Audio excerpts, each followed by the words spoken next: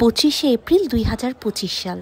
এই টানা বৃষ্টির নিচে প্রায় আমরা 5000 এবং আমাদের ভেনিস এবং আশেপাশের সব শহরের সবচেয়ে ইম্পর্টেন্ট অ্যাসোসিয়েশনিরা যুক্ত ছিল এই ইভেন্টতে। অনেক মানুষ আমাকে থামিয়ে জিজ্ঞাসা করেছে কি জন্য এই ইভেন্টটা, কেন সবাই এখানে, কি হচ্ছে এখানে। এটা বোঝার জন্য চলুন একটু পিছনে ফিরে যাই। চলে যাই 25 এপ্রিল 1945 সালে। এখন থেকে আরো 80 বছর আগের কথা, যখন ইটালিতে ছিল নাজিস্টদের শাসন এবং পুরো ইটালি ছিল ফাসিস্টদের দখলে। তাদের বিরোধিতা করে ইটালিয়ান পার্তিজানিরা। যখনই মিলিটারিদের বিরোধিতা করার জন্য সাধারণ জনগণ অস্ত্র নিয়ে মাঠে নামে, তাদেরই বলা হয় পার্তিজানি। কখনো শুনেছেন বেল্লা চাও, যেটাকে আমরা অনেকেই ভাবি রোম্যান্টিক একটা গান, হয়তো বা কেউ তার প্রিয়তমার প্রতি এই গানটি গাইছে। এখানে বলে ও পার্তিজানো পর্তামি ভিয়া, মানে মুক্তিযোদ্ধা আমাকে নিয়ে যাও। এবং মুক্তিযোদ্ধা তার প্রিয়তমাকে, তার সুন্দরীকে বিদায় জানাচ্ছে বেল্লা চাও বলে।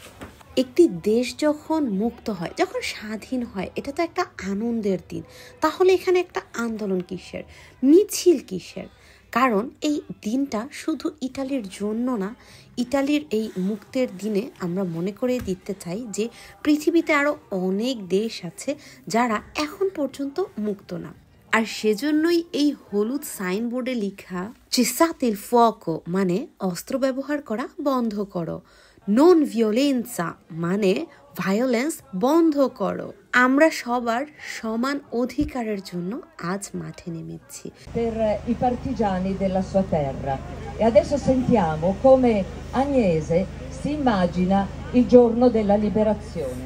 আমরা ভেনিস স্টেশন থেকে হেঁটে আন্দোলনের মাধ্যমে গিয়েছি মেস্ত্রে সেন্টার পর্যন্ত, এবং এখানে গল্প, কবিতা এবং ইটালিয়ান কনস্টিটিউশনে পড়ে সবাইকে মনে করিয়ে দেওয়া হয়েছে যে আসলে 80 বছর আগে হয়তো বা ইটালি মুক্ত হয়েছে। তবে আমরা ভুলে যেতে পারি না যে মুক্তির মানে কোনো দেশের শাসন থেকে নিজের দেশটাকে দখলমুক্ত করা নয়। তখনই আমরা সবাই মুক্ত হব যখন সমাজের প্রতিটি মানুষ সমান অধিকার, সমান সুযোগ, সমান সম্মান, নিরাপত্তা ও নিশ্চয়তা পাবে।